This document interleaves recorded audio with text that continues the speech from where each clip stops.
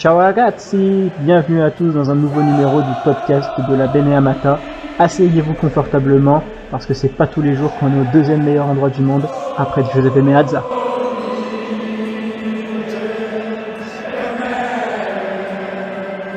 Bonjour à tous et bienvenue dans un nouveau numéro du Focus. Aujourd'hui, on revient sur cette saison de l'Inter qui commence à toucher à sa fin. Plus que 2 matchs à jouer pour les Nerazzurri face à la Lazio d'ici quelques jours avec la remise du Scudetto à la clé et le déplacement à Vérone pour jouer contre les Las pour terminer la saison de Serie A la semaine prochaine. Donc on va se pencher sur un bilan plus global que ce qu'on avait fait il y a quelques semaines avec la team Benevata. Cette fois-ci, on va revenir un peu plus en détail sur ce qui s'est passé au cours de cette saison côté Inter et aborder des thèmes qu'on n'avait pas abordés précédemment. Et pour en parler, j'ai un invité de grande qualité que vous connaissez évidemment sur la chaîne, Guillaume Pacini d'Eurosport. Comment ça va, Guillaume? Eh ben écoute, merci pour le de grande qualité, c'est très sympa. Écoute, content d'être là, voilà, comme toujours pour faire un peu un bilan, écoute, d'une très belle saison pour l'Inter, je pense. Ah oui, une excellente saison pour l'Inter qui s'est terminée sur cette deuxième étoile du coup. Je vais évidemment donner le programme pour nos auditeurs. On va commencer un petit peu par justement cette Serie A gagnée de main de maître par les Nerazzurri. On parlera aussi, on fera un gros focus sur Simone Inzaghi, qui est quand même l'homme, l'artiste de ce Scudetto. Et on va revenir justement aussi sur la proposition un peu tactique de l'Inter, parce que c'est un truc qu'on n'a pas tellement évoqué sur la saison en globalité. Donc on va faire un focus sur ce podcast et on finira évidemment par une petite partie mercato. Il y a 3 postes qui sont un peu clés côté Inter à renforcer cet été. La doublure de Yann Sommer, le poste de piston droit, 6 départs de Dumfries qui commence de plus en plus à y ressembler et le fameux quatrième attaquant. On va voir les possibilités. Et ben on va commencer tout de suite. Évidemment, les éditeurs, n'oubliez pas de vous abonner sur la chaîne YouTube de la Beneamata, sur la chaîne aussi Spotify, Deezer et toutes les autres plateformes de podcast.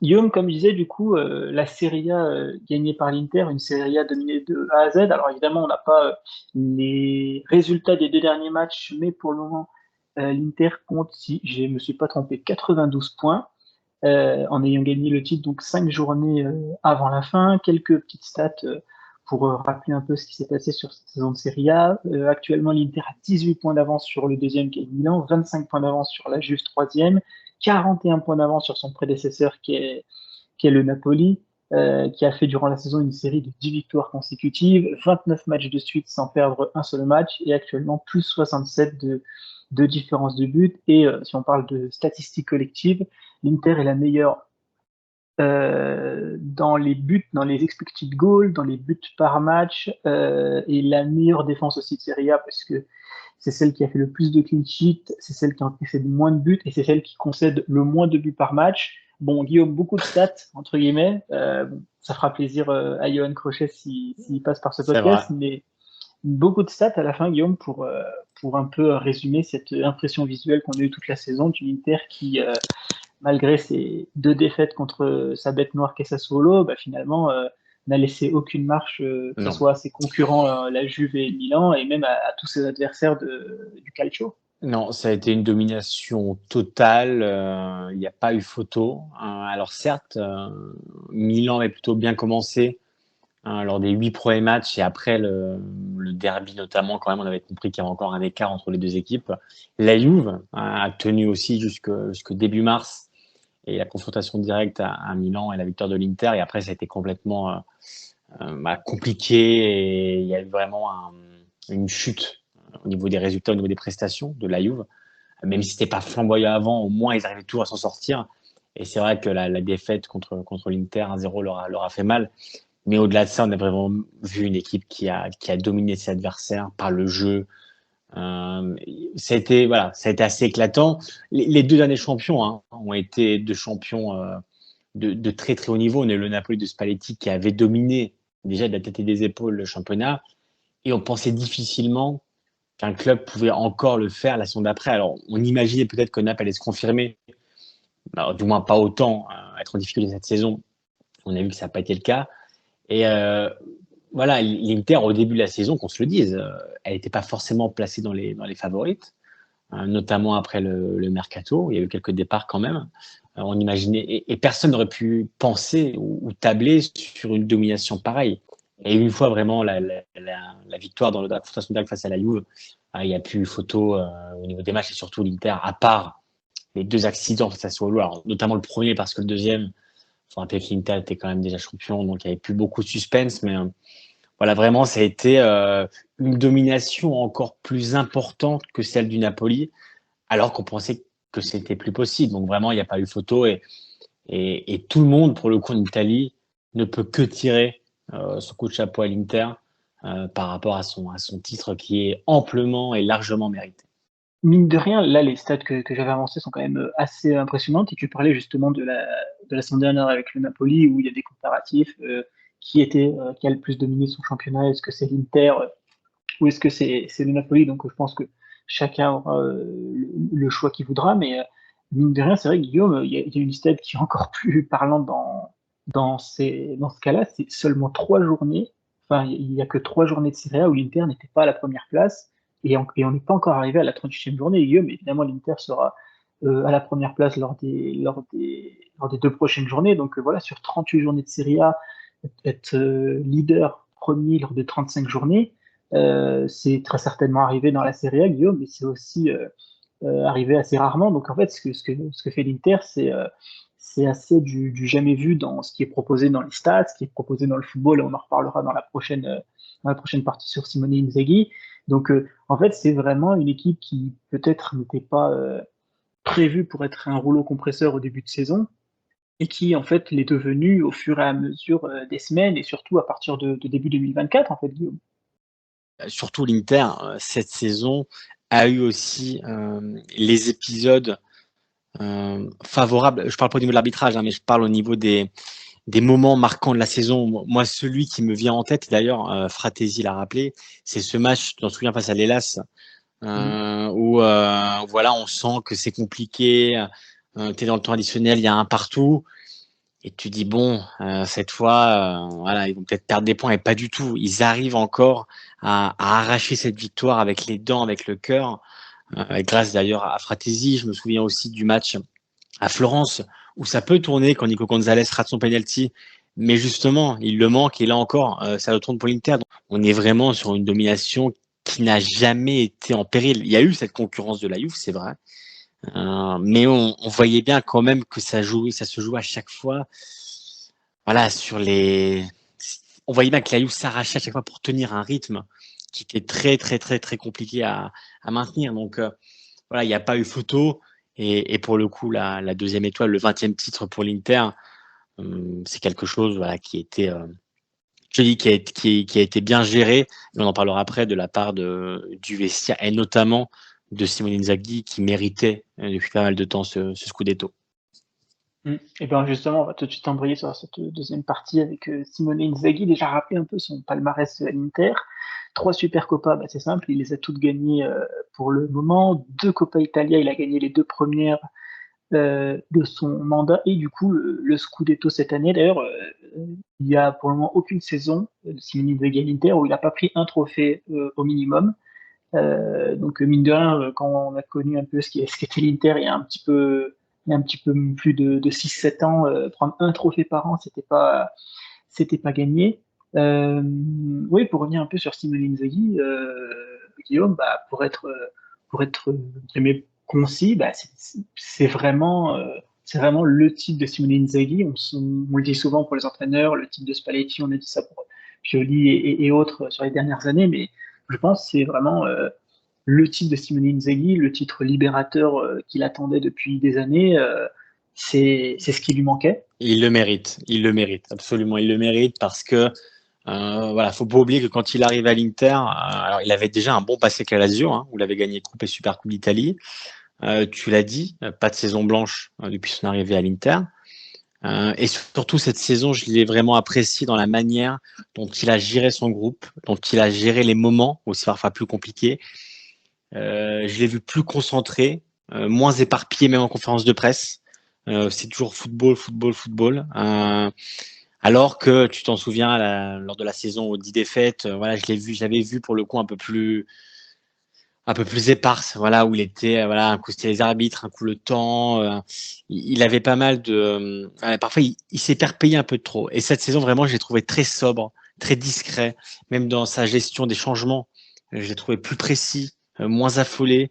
Le seul regret peut-être que j'ai pour le coup, c'est avec des champions, où je pense que les deux matchs, et notamment le retour, le dernier face à la Real Sociedad, aurait pu être mieux géré. Mais il y avait quand même visiblement une prio pour le Scudetto, et à juste titre, parce qu'il est arrivé à la fin. Mais je pense que l'Inter, au vu de sa force, aurait pu aller plus loin. Elle avait les armes pour le faire. Donc ça, c'est un regret que j'ai pour l'Inter. Mais non, pour le coup, Inzaghi, voilà, c'est vraiment le couronnement de quelque chose qu'il mérite, parce que c'est un super entraîneur. C'est un entraîneur aujourd'hui qui est passé dans une autre dimension, il faut le dire. Parce que les coupes, les super coupes, il les avait. Là, avec le titre, c'était voilà ce qui lui manquait. Il n'est pas passé loin de la Ligue des Champions l'année dernière, où même Guardiola l'avait encensé, et on a vu que la finale avait été très compliquée pour City, que ça s'est pas joué à grand chose. Donc vraiment, on est sur un entraîneur aujourd'hui de stature internationale, qui sait progresser, et surtout ce que j'aime avec Inzaghi, c'est qu'il se renouvelle tout le temps. C'est vrai que c'est un entraîneur éveillé, qui regarde, qui étudie, qui voit les nouvelles choses qui se font dans le foot. Et ça, c'est aussi une marque des grands coachs. Et quand on voit un peu le respect aussi qu'il a imposé déjà dans son groupe, parce que quand tu vois les interviews de Lautaro, de Thuram, de Pavard, des nouveaux arrivants comme des plus vieux, tu vois qu'il y a beaucoup quand même d'estime pour Inzaghi, malgré voilà, la saison qui avait été compliquée quand Milan est champion et que l'Inter perd un titre qui semblait pourtant acquis. Bah, c'est là que tu vois que lui aussi, bah voilà, il avait su aussi se faire aimer de ses joueurs, que malgré quelques turbulences, bah, la confiance de la part du vestiaire n'a jamais bougé. Et ça, Marotta l'a souvent dit aussi, où il assure qu'il n'avait jamais changé de coach. Ozil le dit aussi, Zanetti encore. Donc voilà, tu as vraiment une harmonie autour de Nagui, il fédère autour de lui. Et cette saison, je trouve vraiment qu'il a corrigé, gommé certaines choses de son management qui ont pu pêcher par le passé. Et vraiment, moi, je suis content pour lui, parce que il a vraiment prouvé que c'était un coach apprécié, appréciable, et qui a passé ce step maintenant qui lui manquait avec la victoire du titre. Ben justement, Guillaume, j'allais parler du management de Simone Inzaghi avant d'aller sur l'aspect tactique. Euh, Dans le management, c'est vrai qu'il y a certaines choses aussi qui ont changé. Déjà un peu plus de responsabilité aussi donnée aux joueurs, notamment avec le choix plutôt naturel, on dira, du brassard pour Lautaro. Mais en fait, il y a quand même beaucoup de choses, Guillaume, qui ont été faites cette saison, qui ont été faites durant les deux premières. Souvent, les 2 jours de repos que donne Simone Inzaghi, Guillaume, qu'il a toujours fait d'ailleurs. Hein, même, je crois même que je me souviens quand il est arrivé à l'Inter, je m'étais un peu renseigné sur comment il manageait à la Lazio, et je crois que c'était à peu près aussi le même style de choses, les fameux 2 jours de repos après les matchs, surtout après les bons matchs. Donc en fait, il y avait des bonnes choses qui étaient implémentées, mais peut-être que les joueurs ont trouvé peut-être à un moment donné un peu trop de laxisme. Peut-être, enfin, entre guillemets, ils se sont un peu engouffrés lors de la deuxième saison, notamment en Serie A, avec un peu ce laxisme où ils se sont dit, bon, le coach est beaucoup moins dur déjà que Conte précédemment, on a beaucoup de liberté, que ce soit en dehors du terrain, mais aussi sur le terrain, et on y reviendra sur la partie tactique. Donc, en fait, Guillaume, ce qu'il a fait de son management, c'est la même chose que depuis 2 ans, mais il y a un peu plus de responsabilité, les joueurs sont un petit peu plus matures, sont un petit peu plus responsables et conscients de la responsabilité qu'Inzaghi leur donne. Et est-ce que c'est peut-être pas ça qui fait vraiment la différence? Parce que niveau management, autant tactiquement, il y a vraiment des choses quand même nouvelles qu'a apporté Simone Inzaghi, autant dans le management, on est sur les méthodes traditionnelles qu'il a utilisées tout au long de sa carrière. C'est pas un coach qui, par exemple, s'est totalement renouvelé dans un management, par exemple, d'autoritaire à paternaliste, par exemple. Écoute, moi, je pense vraiment qu'il y a eu un avant, un après finale de C1, où j'imagine, et c'est ce que cette équipe quand même m'a transmis en la voyant même cette saison, où je sens qu'il y a eu une prise de conscience, une confiance engrangée, une légitimité gagnée aussi par Inzaghi, où vraiment, alors City à l'époque, on le sait, était quand même la meilleure équipe du monde, et Inter n'est pas passé loin de la battre en finale de C1, ce qui n'est pas rien. Et forcément, ce moment-là t'a donné en italien, on appelle ça l'autostime. Hein. Et voilà, c'est la confiance, en fait. Ça t'a responsabilisé, ça t'a transmis le fait que tu pouvais battre n'importe qui. Et cette saison, et ça a aussi légitimisé Inzaghi dans le sens où, en Europe, alors certes, le parcours voilà, a pas été. Voilà, c'est certain quand tu joues Benfica, Porto, il y avait surtout le derby en demi-finale que l'Inter a magnifiquement gagné, l'aller et le retour. Mais tu vois, regarde, le PSG cette saison, ils ont eu un parcours qui semblait plus simple et finalement, ils sont pas arrivés en finale. Donc, Inzaghi, vraiment, l'année dernière, a aussi gagné en légitimité en arrivant en finale de C1.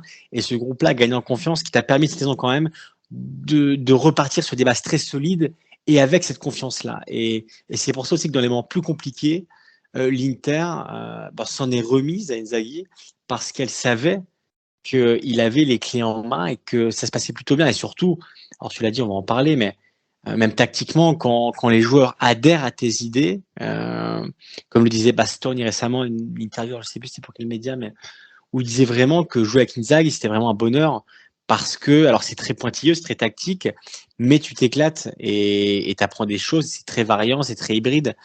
Donc je pense vraiment que la saison dernière, même sans la victoire en C1, t'as donné quand même des certitudes au niveau du management sur lesquelles tu t'es basé cette saison pour réaliser, on peut dire, un exercice historique, parce que l'Inter quasiment arrivera aux 100 points, elle les manquera pour pas grand-chose, mais cette saison-là, elle est incroyable sur les chiffres, sur les résultats, sur les prestations, il n'y a quasiment eu aucun faux pas. Comme je disais, quelques regrets, même des gros regrets sur la C1, parce que pour moi, l'Inter pouvait vraiment aller plus loin.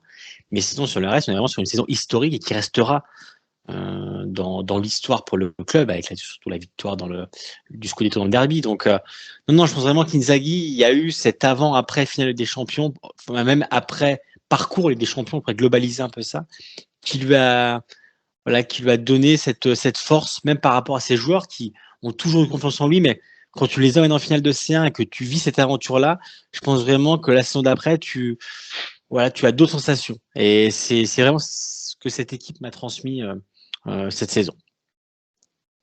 Et d'ailleurs, Guillaume, très rapidement, pour finir sur le management, est-ce que tu penses pas aussi que le départ d'un Lukaku, le départ d'un Skriniar, le départ de pas mal de joueurs aussi, au fur et à mesure des années, hein, pas forcément que sur le dernier mercato, mais le départ aussi de joueurs cadres qui avaient un gros caractère, on considère aussi à Vidal par exemple, est-ce que aussi ça n'a pas facilité le travail d'Inzaghi où il y avait moins d'ego à gérer? Alors, sans dire évidemment, tous les joueurs de foot ont un ego et évidemment les grands joueurs encore plus, mais est-ce que, mine de rien, avec aussi cette saison où tout le monde tire dans le même sens, peut-être que aussi la saison dernière, c'est ce qui peut-être a aussi un peu de problème. Je pense que tu te souviens aussi, Guillaume, de la scène du penalty à Piazza, où on ne savait pas quel tireur devait le prendre, est-ce que c'était Lukaku, est-ce que c'était Lautaro. Là, cette scène est pareille de cette saison, il y a même l'inverse qui arrivait avec Lautaro qui lui-même donne le ballon à Çalhanoğlu alors qu'il aurait pu marquer, parce qu'il avait en plus une série où il n'avait pas marqué depuis longtemps, il aurait pu justement casser cette série, il a préféré le donner à Çalhanoğlu par volonté voilà, de savoir que Çalhanoğlu ne rate pas les pénaltys et continue à les marquer. Voilà, ce départ aussi de certains joueurs peut-être problématiques aussi, Guillaume, c'est aussi peut-être un soulagement pour Simone Inzaghi.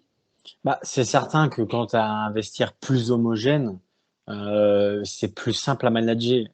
Est-ce que si Lukaku est resté, la saison était la même? Je ne sais pas, parce que peut-être que Marcus Thuram ne serait pas arrivé.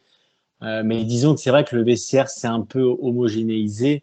Dzeko c'est parti, Lukaku est plus là, Onana qui pour le coup était vraiment un leader du vestiaire est parti aussi. Donc peut-être que tu as recruté aussi des profils plus malléables. Donc peut-être que ça a aussi aidé le management d'Inzaghi, c'est vrai.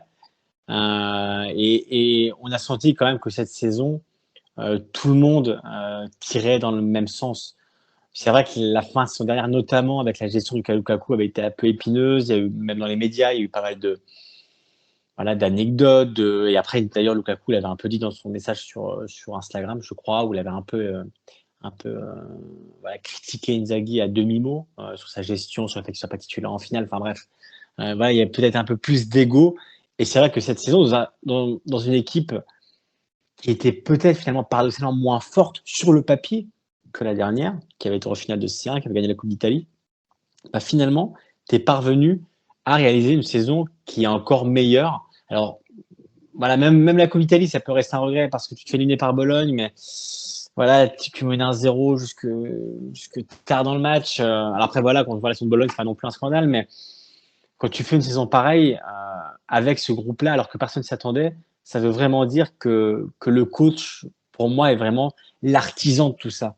Parce que peut-être que l'équipe s'est affaiblie sur le papier, mais qui aurait pu imaginer que Darmian atteigne ce niveau-là? Qui aurait pu imaginer qu'Acerbi soit titulaire, inamovible de l'Inter? Qui aurait pu imaginer une telle saison de Marcus Thuram? Qui aurait pu imaginer que Hakan Çalhanoğlu arrive à marquer bah, plus de 10 buts dans la saison, notamment dans un nouveau poste, hein, celui de régista.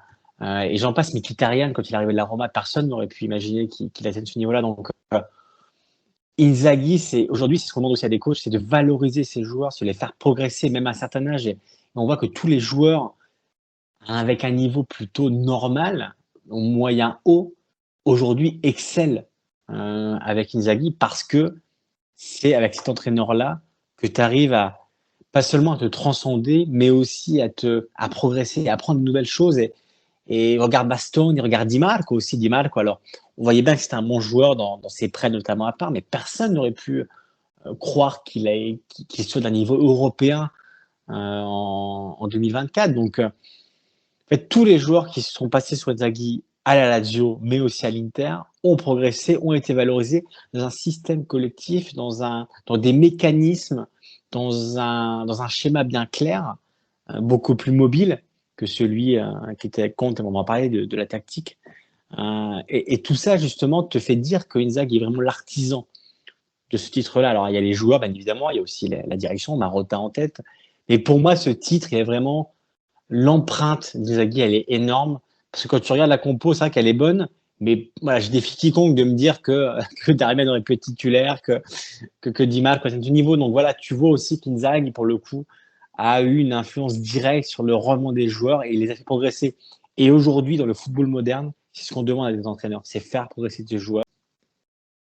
Ben, on va rentrer justement dans cette partie tactique, Guillaume. Alors, la première chose que je veux aborder, c'est la fameuse séquence dont je pense que pas mal de monde se souvient. Je l'avais notamment tweeté sur le moment contre l'Atlético Madrid, deuxième mi-temps, je crois. Je crois que c'était le match aller. Donc, c'était le match aller, Guillaume, où il y a un 4-3, une sorte de 4-3-3 qui se forme côté Inter. Alors, déjà, la formation classique, c'est un 3-5-2, donc ça montre déjà en premier la modulation du système.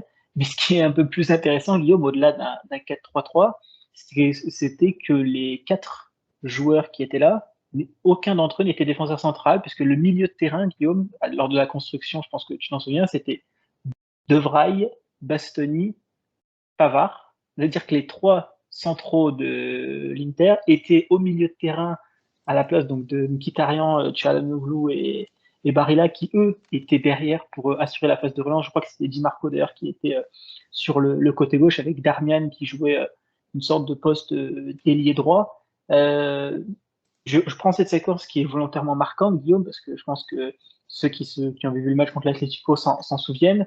C'est vraiment quelque chose, Guillaume, qui marque un peu la tactique de Simone Inzaghi aujourd'hui, notamment sur les phases de relance. C'est vraiment cette capacité où presque n'importe qui peut jouer à n'importe quel poste et interpréter parfaitement un peu ce que le poste demande. Et je pense que pour les sujets de calcio, la comparaison, vous allez la comprendre. C'est un peu ce que faisait l'Atalanta de Gasperini, notamment lors de sa grande période, Guillaume, avec la fameuse équipe Ilicic, Papu Gomez et compagnie, où tu sais, la phase de relance était variée, que ce soit dans le système où ça pouvait relancer en 3-4-3, 4-3-3, 4-2 points, des fois même il y avait juste deux joueurs devant Golini, et puis les autres étaient beaucoup plus hauts. Donc c'est vraiment un peu dans le foot que proposait Inzaghi, Guillaume, où tout le monde interprétait le poste de l'autre, au moins sur la phase de relance. Et ensuite, tu as un peu l'adversaire qui est un peu perturbé, parce que si tu es en marquage individuel, bah, tu as le défenseur, tu as l'attaquant qui doit aller presser au milieu de terrain, alors que lui, normalement, il s'attend à presser plus dans la zone du gardien. Donc ça perturbe aussi la phase de pressing adverse, Guillaume. Et c'est notamment une image forte un peu de ce qu'a proposé Inzaghi, notamment lors des phases de construction à l'Inter cette saison. Exactement. Bah écoute, moi je vais citer mon ami Cédric Canal, qui suit l'Inter de près. Je l'avais eu pour un papier sur Eurosport. D'ailleurs, c'était le jour de l'Atlético Inter. Et je m'étais posé la question, et si l'Inter était la meilleure équipe d'Europe, ce qui m'a valu des colibets, comme on dirait à l'époque sur les réseaux, mais où lui parlait d'un football liquide, de calcio liquido. Et c'est vrai que c'est un peu ça. C'est-à-dire que tous les joueurs au sein de l'Inter je vais y arriver, peuvent permuter au sein de l'organisation. Ça veut dire qu'un défenseur peut se projeter, qu'un milieu de terrain peut reculer. On le voit, c'est très fluide, c'est très mobile, ça bouge de manière très naturelle. Et ça veut dire qu'à l'entraînement, tu travailles ces mécanismes-là. Et cette saison, même quand certains joueurs ont été absents, je pense notamment à Çalhanoğlu, à Cherby, Thuram, il y en a eu des absences. Et ben pour le coup, tu les as pas ressentis parce que tu avais quand même des joueurs, même les entrants, même Fratesi, c'est vrai qu'il est rentré, il a été décisif parce que ces mécanismes-là sont absorbés par les joueurs. Lautaro, on a parlé plusieurs fois. Il a été assez élogieux avec Inzaghi où il disait vraiment que tactiquement, c'est un entraîneur très préparé. D'ailleurs, bon, l'évolution de Lautaro en 3 ans, elle est assez énorme, même si Conte était passé par là juste avant. Mais on est vraiment sur un entraîneur qui tactiquement te prépare très bien les matchs et qui optimise les qualités de chaque joueur. Çalhanoğlu numéro 6 c'est une trouvaille. Et ça permet tout le temps, ça bouge tout le temps les axes, que ce soit à gauche ou à droite, que ce soit Darmian, Barella. En fait, c'est toujours quelque chose qui est très mobile, très fluide. Et c'est voilà, c'est un mécanisme qui bouge selon les phases du match. Et moi, je me souviens, comme je l'évoquais tout à l'heure, l'interview de Bastoni, où la question lui était posée, quelle est la différence entre le 3-5-2 de Conte et celui d'Inzaghi. Bah, lui disait que le 3-5-2 de Conte était très, comment dire, très strict, dans le sens où les positions devaient être respectées dans certaines zones du terrain, alors que celui d'Inzaghi est très mobile et très variant, tu peux bouger, voilà, c'est fluide. Et c'est exactement pour moi voilà, le qualificatif qui pourrait qualifier le 3-5-2 d'Inzaghi, c'est ce fameux du coup calcio liquido, où voilà, c'est quelque chose qui est toujours mobile, c'est hybride. Tous les joueurs aussi ont une liberté de projection. Combien de fois on voit Bastoni arriver aux abords de la surface, Barella évidemment, Pavard, que dire de Pavard qui arrivait l'été dernier et qui a été plus que décisif dans le titre. Et combien de fois on l'a vu se projeter dans les derniers mètres adverses. Ben voilà, ça c'est le football d'Inzaghi, c'est un football moderne, c'est un football européen. Et comme je l'évoquais, c'est un entraîneur qui aime les nouveautés, qui aime apprendre des choses et qui est toujours en éveil. Et on le voit chaque saison où vraiment il apporte des nouvelles choses à une équipe qui peut-être qu'on a besoin aussi pour la motivation. Et voilà, donc si je devais résumer le football d'Inzaghi, c'est vraiment, voilà, et là je le cite, mon ami Cédric Canal, c'est ce fameux calcio liquido. Exactement ça. Mm. Et pour aller sur une phase un petit peu plus haute aussi, tu parlais notamment des défenseurs centraux qui joignent à l'attaque. Donc, ça, c'est évidemment une spécificité plus marquée du football d'Inzaghi. Moi, il y a un autre point tactique sur lequel j'aimerais revenir, peut-être plus discret, qui se remarque moins. C'est les deuxièmes poteaux, Guillaume. Parce que mine de rien, en regardant un petit peu aussi sur certains buts, certaines occasions manquées aussi de l'Inter sous Inzaghi, il y a quand même pas mal aussi des buts qui sont marqués souvent avec des attaquants qui sont placés au second poteau, avec soit des têtes, soit alors des appels de balles de Thuram ou de Lautaro au second poteau, avec justement un peu cette difficulté pour les défenseurs qui déjà courent vers leur but et qui en plus n'ont pas la même lucidité pour défendre sur leur deuxième poteau parce qu'il faut gérer aussi la cohésion avec le latéral en question. Et du coup, c'est aussi une arme aussi de l'Inter sur cet aspect-là, qui a quand même marqué aussi pas mal de buts et qui a eu pas mal aussi d'occasions créées sur ce deuxième poteau. Et du coup, c'est pour aussi relever un autre point, Guillaume, c'est les pistons aussi de cette équipe, parce que c'est notamment eux qui envoient les ballons au second poteau, que ce soit par des centres rasants ou des centres aériens. Et c'est vrai que, Guillaume, sur les centres, cette saison, ça rejoint justement un peu cet aspect de deuxième poteau, on sent que c'est plus travaillé et entre guillemets, il y a un peu plus d'intelligence dans le centre où je trouve que la saison dernière, je parle évidemment surtout en Serie A, lors de la mauvaise période, malgré qu'on avait Dzeko, Lautaro qui a un très bon jeu de tête, Lukaku, même si le jeu de tête de Lukaku, c'est pas l'une de ses spécialités. Enfin, on avait trois joueurs quand même qui, de la tête, pouvaient gérer les ballons ou même qui pouvaient voilà mettre le pied un peu sur les centres à terre. Je trouvais que c'était très brouillon les centres, Guillaume, sachant qu'on avait les mêmes joueurs. Hein, sauf Carlos Augusto qui était à la place de Gosens, mais Dumfries était toujours là, Darmian était toujours là. Et là, cette saison, on sent quand même une progression dans la qualité de centre. On sent des joueurs plus intelligents dans leur manière de lire aussi les trajectoires de leurs attaquants. Ou même si j'ai dit, voilà, les fameux centres de second poteau sont un peu plus identifiés dans un peu ce lemon ball de cette saison. Mais, euh, mais évidemment, il y a aussi les buts de premier poteau. Si je me souviens bien, Thuram il y a quelques semaines, on marque deux au premier poteau. Contre la Roma aussi, c'est au premier poteau. Donc c'est vrai que Guillaume, il y a un peu plus aussi d'intelligence de la part des joueurs. C'est pas juste on parlait de Conte et son jeu très rigide où les schémas sont appris à l'avance et sont répétés pour être remis en place sur le terrain sans vraiment je vais pas dire sans besoin d'intelligence, mais sans, entre guillemets, avoir non plus trop besoin de réfléchir au jeu et à ses mécanismes spécifiquement. Là, sous Simone Inzaghi, vu qu'on parle de responsabilité des joueurs en dehors du terrain, Guillaume, il y a aussi cette responsabilité sur le terrain où bah, les joueurs, Inzaghi leur donne un trousseau de clés et à eux, au fur et à mesure, selon ce que la situation prévaut, bah, de choisir la bonne clé pour réussir l'action. Exactement. C'est l'un des points sur lesquels je pense il a le plus insisté cette saison aussi. Il y a des choses à respecter tactiquement sur le terrain, le positionnement, mais aussi une liberté à avoir. Et quand tu es deux joueurs de grande qualité, comme sur l'Inter, forcément, tu dois t'appuyer dessus. Et voilà, tu parlais des centres, l'importance d'être au deuxième poteau à la retombée du ballon. C'est quelque chose qu'on a beaucoup vu cette saison. Et voilà, tu le vois dans d'autres clubs, hein, que c'est pas assez travaillé, que parfois c'est mal géré, que les détails de ce genre-là sont pas forcément travaillés. Et à l'Inter, on voit bien que, alors, parfois c'est vrai que ça peut être même usant, tellement c'est pointilleux, tellement c'est travaillé selon les phases de jeu. Mais c'est évident que Inzaghi est quelqu'un de très méticuleux et il assure rien au hasard. Et son staff non plus d'ailleurs, hein, parce qu'on parle beaucoup d'Inzaghi, mais son staff est très important dans la préparation des matchs, dans la gestion du vestiaire, dans plein de choses. Et c'est le même staff qu'il a depuis la Primavera à la Lazio. Donc, l'importance aussi de se connaître avec son staff et de travailler en symbiose. Mais voilà, c'est certain que l'Inter, cette saison, quand tu fais une saison pareille, tu ne peux rien laisser au hasard. Chaque détail est calculé et travaillé.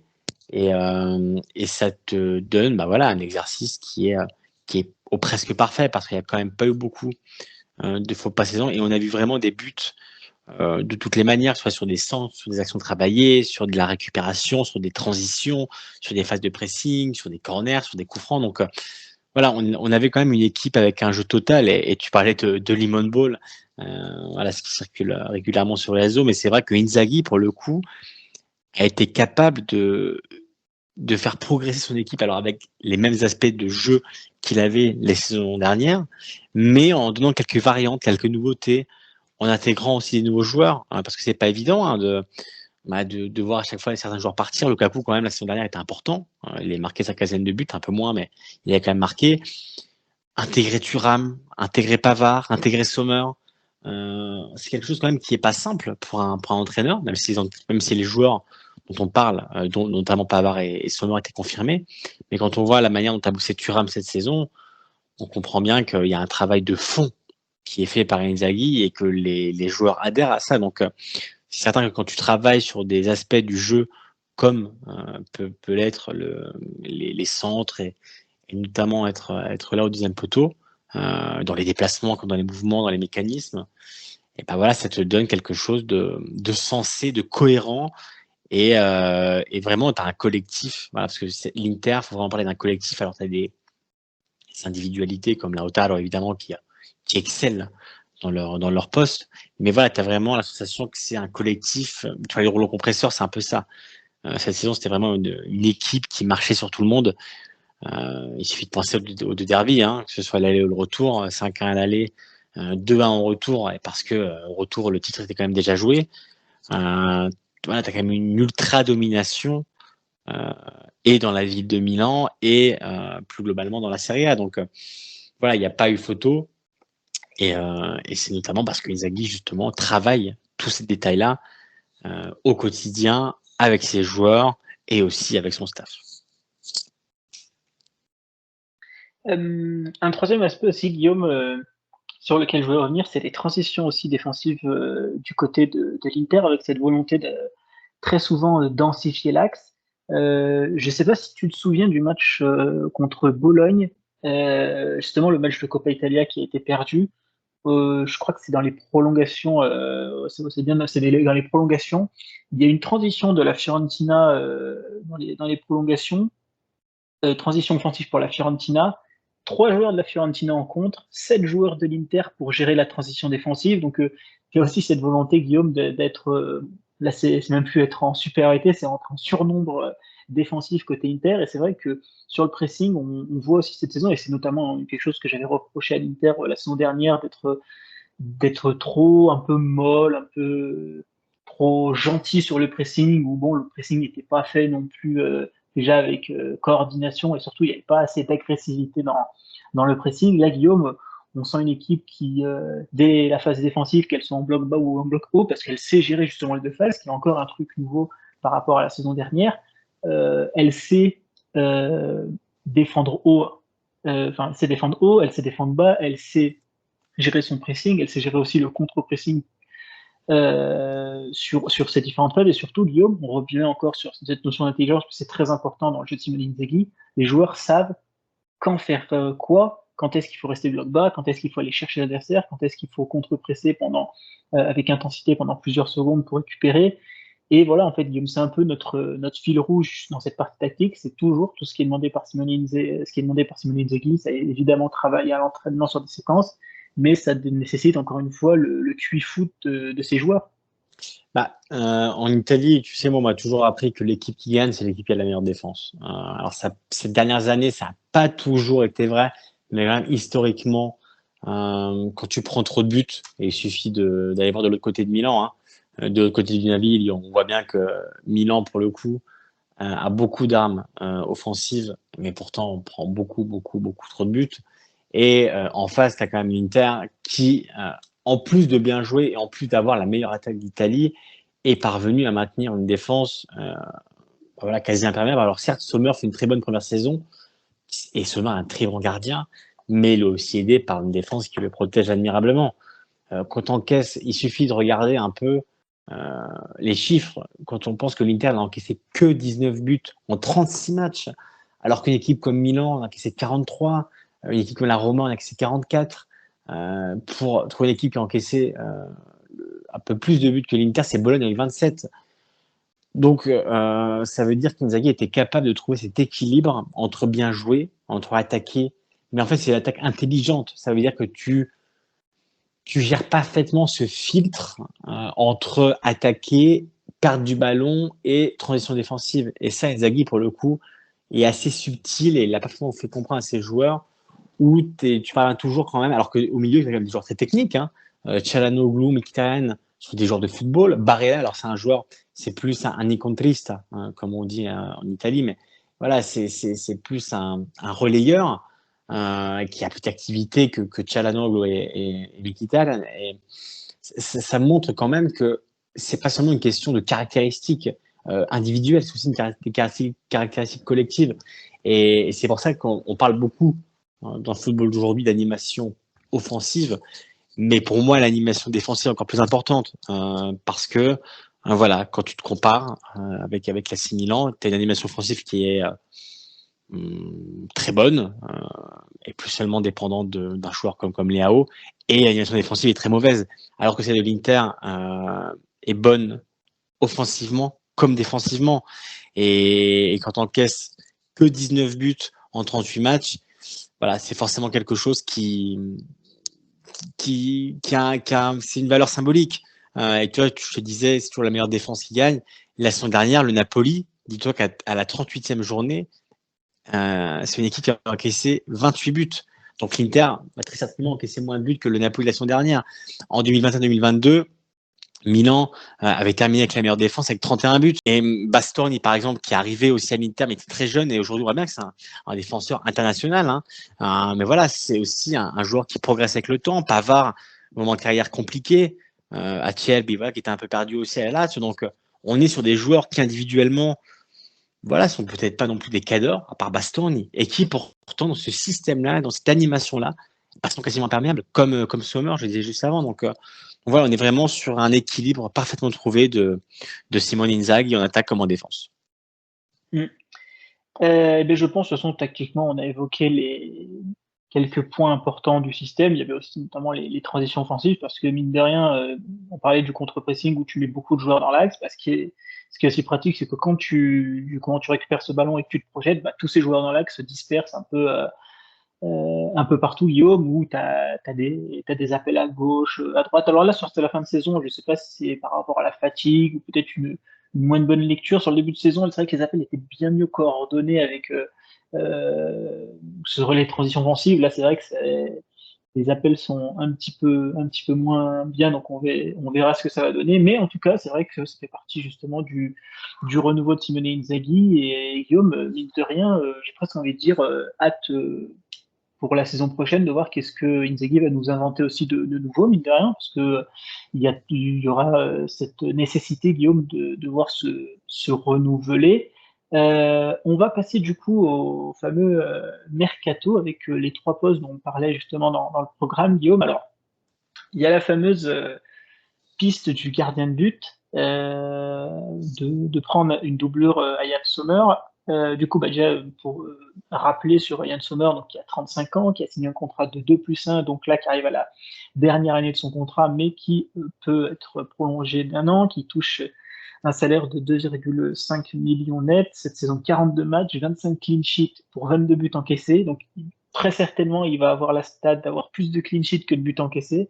J'aimerais bien savoir dans les gardiens en Serie A qui a fait mieux. Parce que c'est vraiment une stat, mine de rien, je pense qu'on s'en rend pas C'est compte, vrai. qui est assez folle. Ouais. Et du coup, pour le remplacer, Guillaume, enfin pour le suppléer plutôt, il y a entre guillemets deux pistes.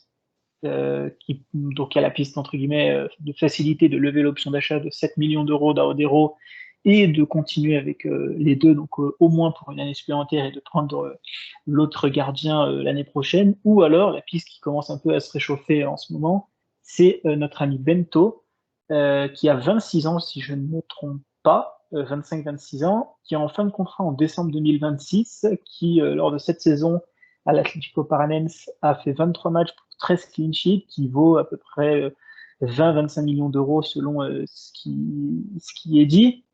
Et du coup, qui a été plutôt bavard, Guillaume, notre ami brésilien ces derniers temps, puisque beaucoup de déclarations du gardien sur l'Inter, il en a encore fait une il y a quelques heures où il a dit qu'il n'y avait pas d'offre officielle pour l'Inter, mais que lui, voilà, il attendait, qu'il était calme par rapport à ce qui allait se passer. Et de ce qui est dit, du coup, Guillaume, parce que Bento, de toute façon, je crois que c'est le coach d'ailleurs de l'Atlético Paranaense qui s'est un peu résigné en se disant que Bento partira cet été, peu importe où, mais il partira. Et des informations de Matteo Moretto. Donc Bento voudrait attendre l'Inter. L'Inter veut signer Bento. Et du coup, les interistes la direction plutôt essaye de voir comment articuler le deal pour le rendre viable économiquement. On va d'abord s'attarder sur cette piste. Alors, qu'est-ce que tu en penses un peu déjà sur le fait Écoute, de doubler le poste de Yann Sommer, écoute, Guillaume? ça me paraît assez logique et comme tu le disais, je vais pas paraphraser, mais c'est vrai que Bento, pour le coup, me semble la priorité. Et de ce que j'ai compris quand même des deux parties, c'est une piste qui est assez avancée, qui est pas bouclée évidemment, mais on sent bien que l'Inter, pour le coup, veut miser sur Bento et que quand même pour Audel, alors je sais pas si lui peut peut-être plus de temps de jeu aller dans un autre club de Serie A, mais voilà, de ce que j'ai compris quand même, c'est que Bento aujourd'hui a quand même de grandes chances de devenir le doublure de l'Inter et surtout, ça me paraît assez logique parce que Sommer a quand même 36 ans. Donc voilà, il faut aussi que tu penses à l'après. Tu as eu Andanovic juste avant, Onana qui est passé entre temps et là tu es reparti sur un profil assez âgé quand même, si Sommer fait une très bonne saison. Donc, je pense que cette saison qui arrive sera une saison de transition avec Sommer qui va évidemment être titulaire jusqu'à la fin, mais où il va commencer quand même à préparer le flambeau pour la saison 2025-2026. Ça, j'en suis quasiment certain. C'est ce qui me semble assez logique, d'ailleurs. Du coup, pour toi, tu valides la piste Bento? Bah écoute, je l'ai pas vu assez jouer, donc honnêtement, ce serait te mentir de dire que j'ai vu tous les matchs de Bento depuis le début de la saison et depuis le début de sa carrière, mais pour le coup, je pense que voilà, c'est une piste qui est assez suivie, qui est assez observée de la part des scouts de l'Inter, et notamment par Ozil et ses équipes. Donc pour le coup, je pense que c'est un gardien pardon qui est prêt. Peut-être pas à jouer tout de suite avec l'Inter, avec une bonne saison de transition, je pense que ça peut être Qui est appelé par le Brésil intéressant. d'ailleurs, Guillaume. Ouais, Qui est appelé par exactement. le troisième Exactement. gardien du Brésil. Exactement. C'est pas n'importe quel gardien, mais disons que c'est un gardien qui, quand il va arriver en Europe, voilà, aura aussi. C'est pour ça qu'un an d'adaptation derrière Sommer, je pense que ça me paraît le bon compromis pour le coup, pour l'intégrer petit à petit à l'Inter. Mhm. Le poste de piston droit occupé par actuellement par Denzel Dumfries, qui a 27 ans, fin de contrat la saison prochaine, qui touche un salaire de 2,5 millions, qui est estimé entre 20 et 25 millions. Bon, la Gazzetta dit un peu plus, mais on prendra plus 20-25 millions comme base. Et les pistes récentes, en tout cas, qui ont été plus ou moins confirmées par plusieurs sources. Il y a Amar Dedic de Salzbourg, qui a 21 ans, qui coûte à peu près une vingtaine de millions, et Yukinari Sugawara de l'Alkmaar, qui a 23 ans, qui coûte à peu près 10-15 millions d'euros, qui lui d'ailleurs est en fin de contrat aussi en 2025, la saison prochaine. Guillaume, deux questions. Est-ce que tu vends ou est-ce que tu prolonges Dumfries? Et si vente de Dumfries, puisque moi, de ce que j'ai compris, ça a l'air acté comme quoi Buchanan n'est pas le successeur de Dumfries, comme par exemple Gossen, c'était le successeur de Perisic. Et du coup, si le Néerlandais part, qui pour lui prendre sa place? Bah écoute, des pistes, il y en a plusieurs qui sont évoquées dans la presse. Après, la question reste est-ce qu'il va partir ou non? Et alors, je sais pas toi ce que tu en penses. Toi, Moi, je tu pense pas. voilà, moi, ouais, Vu un peu, on est quoi? On est le 16 mai? On est le 16 mai. ouais. Il n'y a pas beaucoup de signes positifs comme une prolongation. Toutes les 2 semaines, t'entends, ils vont s'asseoir et ils vont parler. Je pense qu'il va falloir commencer à réserver la table au restaurant ou au Non, café pour parler. Donc, moi, je pense qu'on se dirige sur une vente cet été et très certainement, parce que je pense que Dumfries veut taper haut, très certainement une vente en première ligue. Yeah, tu m'entends? Ah, c'est bon. ce qu'on peut dire, c'est que bah, la tendance, comme tu le disais pour le coup, est un départ de Dumfries. Mais ce qui est important de rappeler, c'est surtout que l'Inter, pour le coup, ne semble pas obligé de vendre un gros joueur. Alors, quand j'entends un gros joueur, c'est les Lautaro, c'est les Thuram, c'est les Barella. On sent bien que cet été, pour le coup, l'Inter, du coup, du moins, n'a pas eu Le couteau l'obligation. sous la gorge. Exactement. Zhang ni Suning n'a obligé l'Inter, comme ça peut être le cas par le passé, à vendre un de ses grands joueurs, Lukaku à l'époque, Hakimi, voilà, il y en a eu des Onana la saison dernière. Pour le coup, cet été, on sent qu'il n'y a pas ce couteau sous la gorge, cette épée de Damoclès sur l'Inter. Par contre, Dumfries, ça me paraît le bon compromis parce que c'est un bon joueur qui a fait des bons matchs, mais il n'est pas non plus indispensable dans les mécanismes de Inzaghi. Et je pense que tu peux le remplacer quand même assez facilement, surtout que son rendement est quand même assez régulier. Donc, si tu arrives à le placer en première ligue pour un certain montant, je pense que ça satisferait le joueur et je pense que ça satisferait aussi l'Inter. Donc, pour le coup, je suis assez d'accord avec toi. Je pense que Dumfries devrait faire ses valises, j'utilise encore le conditionnel, c'était dit. Et sur un nom aussi, Guillaume, que tu aimerais bien voir pour le remplacer, alors j'ai dit Dedic ou Sugawara, d'ailleurs moi en regardant un petit peu, Sugawara est une piste qui me plaît plutôt bien parce que j'avais écouté le podcast que tu avais fait avec Yann Crochet sur Calcio et PP avec les fameux joueurs de l'Inter qui recrutent pas des 17-18 ans et qui prend des joueurs plutôt de 22, 23, C'est 24 vrai. ans qui ont quand même un petit background un peu derrière eux et qui ont un peu cette expérience du truc. Et j'ai l'impression que Sugawara correspond un peu à ça, il est en fin de contrat la saison prochaine. Il vient des Pays-Bas comme Dumfries. Il a 23 ans, il a de la bouteille. Il sort d'une bonne saison de ce qui est dit par les suiveurs du championnat néerlandais. Donc tout un peu correspond un peu. Alors je sais pas si ça va bloquer la place d'extra-communautaire vu que c'est un japonais. Donc je sais pas, faut voir après sur les places d'extra-communautaire. Mais je mise, entre guillemets, moi personnellement, sur Sugawara. Est-ce que, Guillaume, toi, tu as un joueur qui t'intéresserait, que tu aimerais bien Écoute, voir moi, le joueur qui me plaît beaucoup cette saison, c'est Kayode de la Fiorentina. Alors, il a 19 ans, il est peut-être un peu plus jeune que ce que recherche Ausilio et ses équipes. Mais Kayode est pour le coup, je trouve ça intéressant. Tactiquement, techniquement, c'est un joueur qui doit encore se parfaire et je pense qu'Inzaghi, pour le coup, pourrait lui faire passer un cap. Donc, si tu trouves un accord avec la Fiorentina, voilà, pour moi, c'est un profil qui pourrait un peu correspondre aux besoins de l'Inter, même, voilà, comme je disais, même si les caractéristiques peut-être sont pas forcément celles que recherche l'Inter, mais c'est un joueur qui, voilà, qui pour moi fait plutôt une bonne saison à la Fiorentina et qui a quand même un grand avenir. Donc, voilà, dans l'idée, je pense que Kayode, qui avait déjà été cité d'ailleurs dans le viseur de l'Inter, pourrait être une piste, on va dire, intéressante. Et du coup, il reste la place du quatrième, cinquième attaquant. Alors, Ausilio avait dit que pour lui, bon, tout allait bien. On garde, entre guillemets, on garde les mêmes et on recommence. Donc, avec Lautaro Thuram, Taremi qui vient d'arriver, garder Arnaud quatrième et potentiellement intégrer un fameux jeune joueur en tant que cinquième attaquant. Mais que voilà, ça parle aussi de trouver un nouveau club pour Correa qui revient du coup de son prêt à l'OM et pour Arnautovic.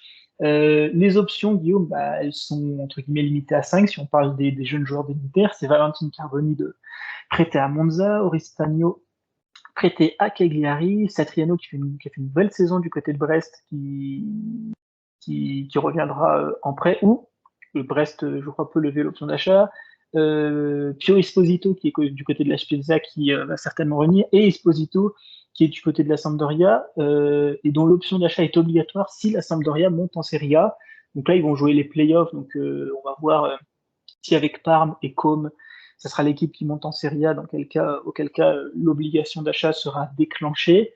Et les deux pistes qui ont été les plus récentes, bon, il y a la piste la plus connue qui est celle de Gudmundsson du Genoa pour à peu près 30-35 millions d'euros avec une grosse concurrence dessus. Et là, il y a la piste un petit peu Choupo-Moting qui est libre depuis son départ du Bayern et qui l'Inter s'y intéresse selon quelques sources. Guillaume, pour toi, tu ferais comment cet été? Est-ce que tu es dans l'aspect de se dire on garde les quatre mêmes avec Arnautovic, on fait partir Correa et on intègre un des cinq jeunes en tant que cinquième attaquant, ou est-ce que on fait le maximum pour faire partir Correa et Arnautovic, et soit on intègre un jeune carrément directement quatrième attaquant comme ça, ou alors on va poser un peu plus d'argent sur une recrue, je dis Gudmundsson, mais ça peut être évidemment un autre nom.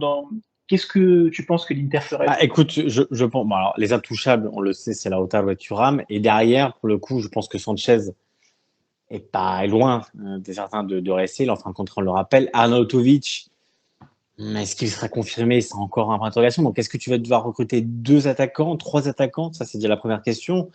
Ensuite, les noms, tu les as dit, les Gudmundsson, les Carboni, les Esposito. Mais on a bien vu, comme c'est la saison, que l'Inter est pas voilà, friand de mettre en quatrième attaquant un jeune joueur. On voit bien quand même que généralement, elle a 4 attaquants qui sont prêts tout de suite à un peu s'alterner, même si les titulaires, bah voilà, ça reste Lautaro et Thuram.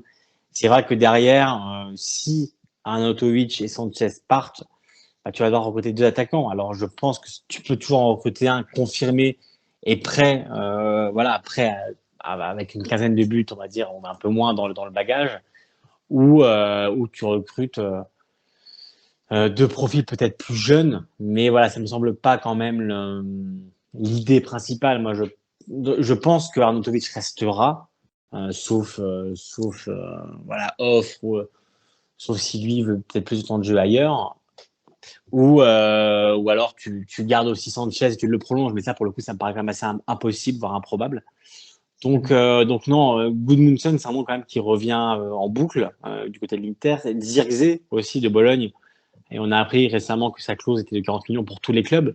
Donc c'est aussi quelqu'un qui pourrait faire les affaires de l'Inter, mais il resterait quand même remplaçant. C'est quand même le troisième joueur derrière les deux que j'ai cités qui sont titulaires. Donc voilà, c'est compliqué. Il faut trouver un profil qui accepte d'être. Et puis depuis tout à l'heure, je n'ai pas cité Taremi, mais évidemment Taremi sera là. Donc on va dire que tu as les trois, Lautaro, Thuram, Taremi, et le dernier, Moi, dans l'idée, tu vois, un Exposito, alors même si la sample est une option, si la Alors, montant, lequel des frères? celui qui joue à la sample. Celui qui joue à la sample, mais je crois qu'il y a Sébastien. ouais, je crois qu'il y a une option pour la sample, hein. C'est ça. S'il monte, Si monte si en la Serie sample A. monte, Ouais, obligation LEP. exactement. Mais tu vois, un profil un peu comme ça, moi, ça m'intrigue un peu. En quatrième joueur, je trouve que c'est hyper intéressant. C'est un joueur qui progresse, qui a fait une belle saison avec la Samp. Donc, pour le coup, c'est quelqu'un qui pourrait. Je trouve que l'idée de l'associer avec 3 joueurs de grande expérience, bah, tu rames un peu moins, mais avec Lautaro et Taremi, je pense que c'est intéressant. Et c'est un joueur qui a 21 ans, donc qui est international espoir. Donc, bon, pourquoi pas le rapatrier, le faire un peu grandir en quatrième attaquant, et pourquoi pas un jour le faire titulaire. Donc, voilà, dans l'idée, pourquoi pas faire Lautaro, Thuram, Taremi plus Esposito. Je trouve que ce serait pas, voilà, ce serait pas mauvais comme idée. Après, il y a aussi, tu l'as dit, celui de Monza. Ah, voilà, là, j'ai un trou de mémoire, mais Carbone. Carboni, exactement, qui fait aussi une belle saison. Mais je pense que là, pour le coup, peut-être que l'Inter voudra un peu monétiser aussi son départ pour renflouer un peu les caisses. Donc, voilà, je trouve que Esposito, pour le coup, pourrait cocher un peu toutes les cases du quatrième attaquant jeune qui a un bel avenir et qui peut progresser aux côtés d'autres attaquants de niveau européen aujourd'hui. Mm. Bah oui, pour terminer ce podcast, pour donner un peu mon sentiment, moi, bon, Zirkzee, moi, j'y crois pas une seconde, déjà au vu du prix et au vu du statut que Zirkzee va demander dans son futur club. Goodmanson, j'y croyais au début, mais là, vu que je vois que maintenant le prix c'est 30-35 millions et que j'ai vu sa déclaration sur la PL, pour moi, c'est foutu. Peut-être qu'il restera en Italie, au Napoli, à la Juve, mais généralement, quand un joueur fait un appel du pied pour l'APL, généralement, il y va. Donc, bah, il reste la piste du Arnautovic plus un jeune, parce que j'ai du mal à voir une équipe dirigée, entre guillemets, par Marotta Ausilio, et voir un Sebastiano Esposito, même un Carboni qui fait en globalité une bonne saison au Monza, être directement quatrième Ah attaquant, oui, entre guillemets, je ça suis bien ressemble pas assez d'accord. à l'Inter. Ouais, je suis bien d'accord. Je suis bien d'accord. Et puis Carboni, surtout, pour moi, c'est un joueur qui a besoin surtout de temps de jeu. Donc, pour moi, ça serait encore mieux qu'il soit prêté une saison en plus et qu'il revienne un petit peu plus aguerri, mais toujours qu'il reste dans ce genre de club. Monza, ce genre de club, même une saison supplémentaire à Monza, je dirais pas non pour essayer de la continuité. Donc, et Esposito, moi je te mens pas Guillaume, bon, je pense que les auditeurs le savent déjà, moi je suis pas un grand fan de Sebastiano Esposito. Je trouve qu'à la fin, il y a beaucoup de bruit autour de lui. Le problème, c'est qu'on l'a peut-être un peu trop survendu dès le départ et il y a eu beaucoup d'expériences ratées. Alors là, ça somme de reste, c'est peut-être sa meilleure expérience de toute sa carrière depuis qu'il a commencé son jeune prêt. Donc, Satriano, je pense que l'Inter va essayer de cacher dessus. Oriciano, je pense que l'Inter va le recruter. Et Pio Esposito lui-même a dit qu'il ne se voyait pas rester à l'Inter, entre guillemets, jouer à l'Inter. Tu Donc je penses que pense que lui l'Inter aussi va ira sur un repartir en prêt. profil, ouais, sur un profil plus confirmé pour Oui, et je pense un peu qu'Inter, comme cette je année. pense qu'Inter recrutera en Serie A par contre sur le quatrième attaquant. Et tu penses que Arnautovic et Sanchez partiront? Sanchez, pour moi, vu qu'il est libre, je Oui. pense que l'Inter va pas le renouveler. Et je pense que Correa sera plus facile à placer que Arnautovic.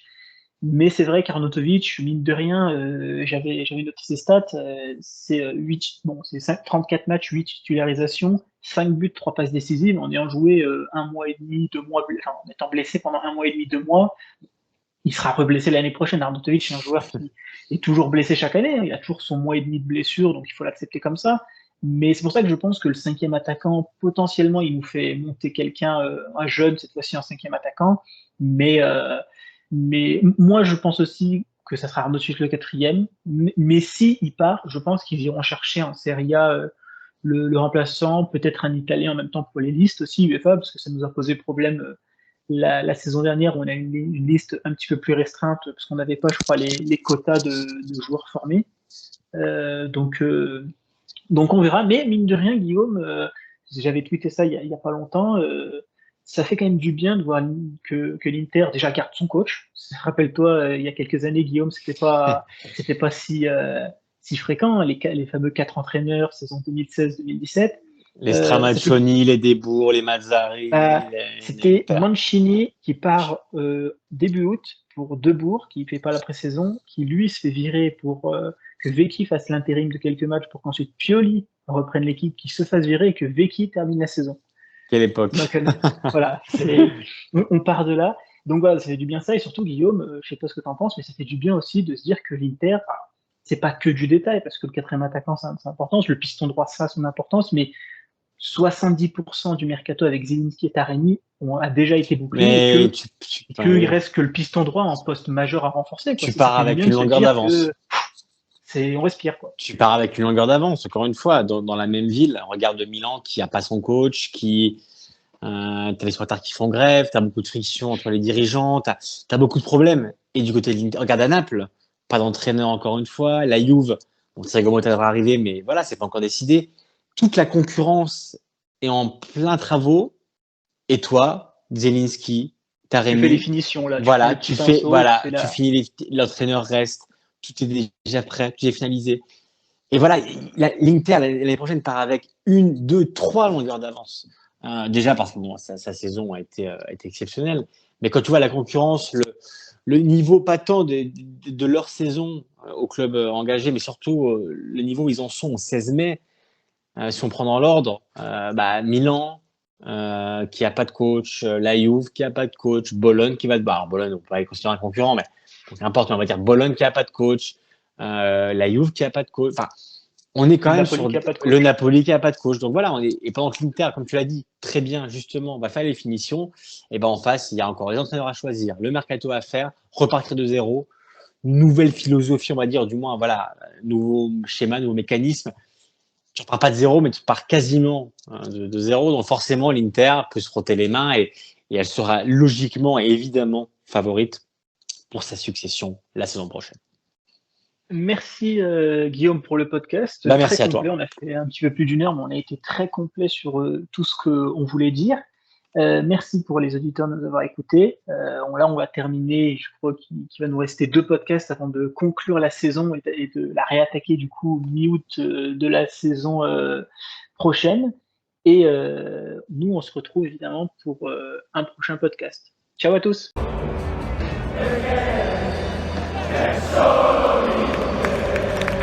Merci à tous d'avoir suivi le podcast. N'oubliez pas de lâcher un like, de vous abonner et on se retrouve très prochainement pour un prochain podcast. Ciao tutti!